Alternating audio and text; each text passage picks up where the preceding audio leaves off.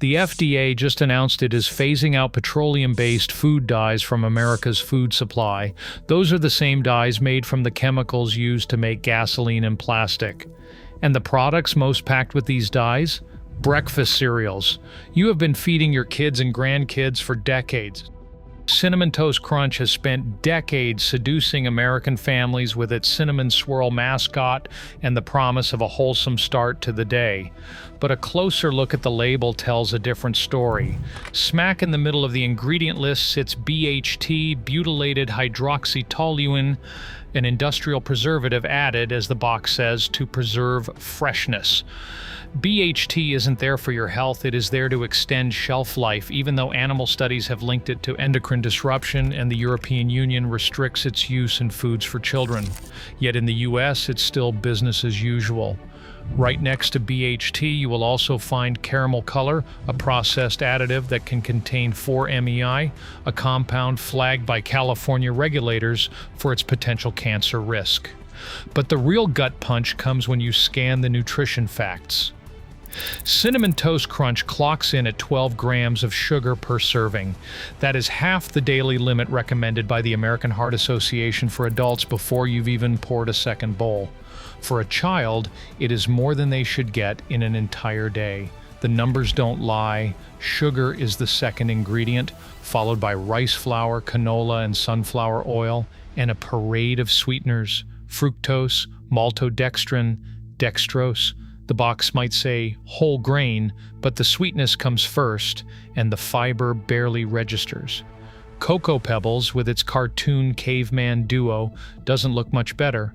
One serving delivers 12 grams of sugar, right on par with Cinnamon Toast Crunch. The label skips BHT, but the sugar shock remains. Both cereals are marketed with playful mascots and nostalgic jingles, but what they really deliver is a morning sugar bomb dressed up as breakfast. For anyone who grew up with these brands, there is a sense of betrayal in realizing that the same companies already make versions without these additives for families in Europe and Canada. Here in the US, the labels are still loaded with preservatives and sugar, banking on the trust built by childhood memories. If you want to protect your family's health, the first step is reading the label, because the front of the box is all about fun, but the fine print is where the real story is hidden. Reese's Puffs, with its bright orange box and a mascot straight out of a 1990s rap video, looks like a breakfast party. But the label tells a story no commercial ever will. 9 grams of sugar in a single serving, already 1/3 of the American Heart Association's daily limit for adults, paired with 4.5 grams of fat, most of it from hydrogenated oil. That is the same industrial fat flagged by the Food and Drug Administration decades ago for its links to heart disease, still lurking in the ingredient list while the front of the box keeps the mood light and playful. Hydrogenated oil is not there by accident. It is a corporate shortcut, a way to guarantee that signature crispy mouthfeel and a shelf life that outlasts most pantry staples. For anyone who remembers sneaking spoonfuls of Reese's from the box before school, the realization stings. The taste you loved was built on a chemistry experiment, not Grandma's kitchen. But the rabbit hole does not stop at fat and sugar. Cross the Atlantic, and the same cereal companies are making very different decisions. Take Lucky Charms in the European Union. On the European Union ingredient panel, tartrazine, better known as Yellow 5, shows up as a listed dye. This is a petroleum-based colorant, the same chemical that has been flagged by the American Academy of Pediatrics for its potential to worsen ADHD symptoms in children. In the United States, Lucky Charms is loaded with a cocktail of synthetic dyes, Red 40, Yellow 5, Blue 1, because the Food and Drug Administration still allows them.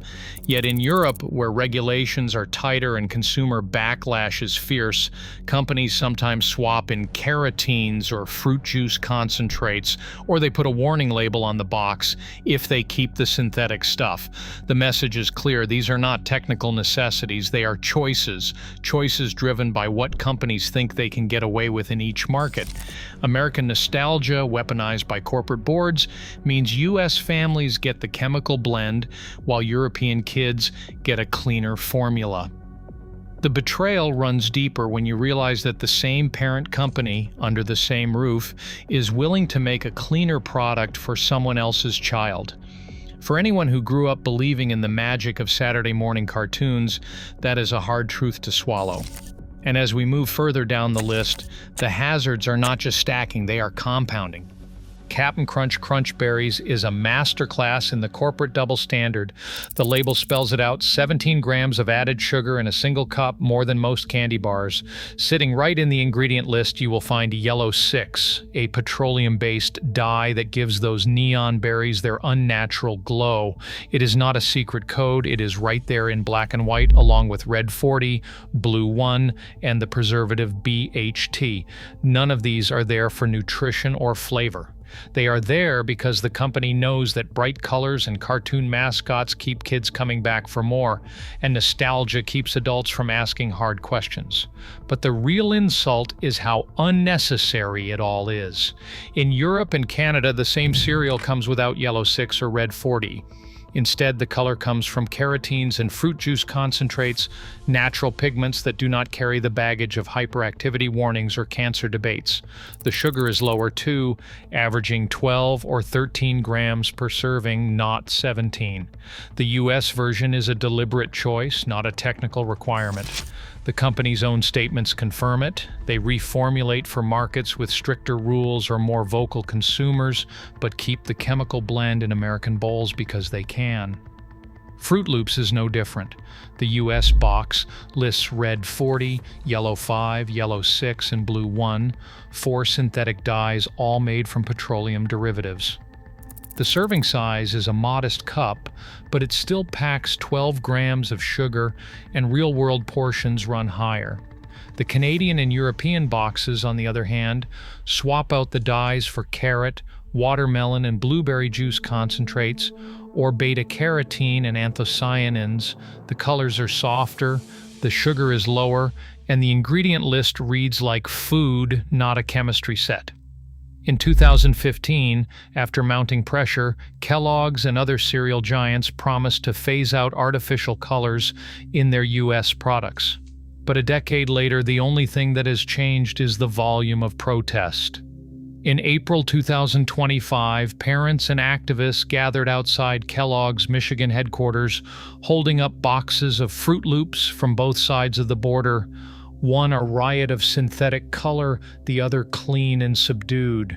The message was plain: if you can make a safer cereal for Canadian and European families, why are you still selling the chemical version here?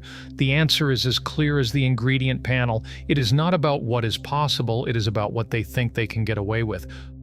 Honey Smacks doesn't just toe the line, it barrels right past it. The numbers are almost hard to believe. 60% of the cereal's weight is pure sugar. That's not a typo. For every 30 grams poured into a bowl, 18 grams are sugar, making it ounce for ounce one of the sweetest processed foods on the shelf. The box might feature Dig'em the Frog in a cartoon leap, but what's really leaping is blood sugar. The Environmental Working Group calls Honey Smacks the very worst offender in the U.S. market, and the CDC's records back that up. In 2018, Honey Smacks became the center of a national food safety crisis. A salmonella outbreak linked directly to the cereal sickened 135 people across 36 states. The CDC didn't mince words. It told consumers to throw out any box, no matter the lot code. Kellogg's issued a recall, but the damage was done. For weeks, headlines screamed warnings, and supermarket shelves were stripped bare.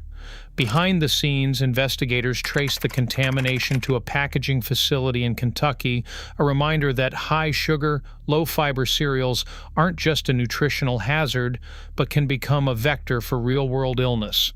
The hospitalization rate hovered around 16%. No deaths, but plenty of parents and grandparents left wondering how a breakfast staple could become a public health threat overnight. The scale of the problem goes far beyond one brand. Nearly 70% of American households buy packaged cereal, and the industry pulls in $23 billion a year. These aren't fringe products, they're fixtures in kitchens coast to coast. Yet the regulatory response has been slow. Only in January 2025 did the FDA finally ban Red 3, a dye already flagged as a possible carcinogen. By April, the agency announced a plan to phase out the rest of the petroleum-based food dyes: Red 40, Yellow 5, Yellow 6, Blue 1, Blue 2, Green 3, by the end of 2027.